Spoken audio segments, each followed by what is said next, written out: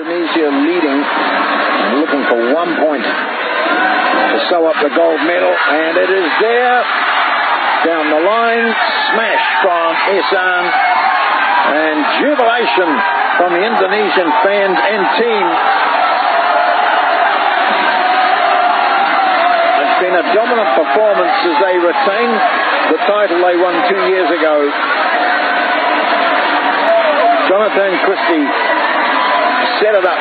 There he is to the left with a win over Iskandar in the opening singles.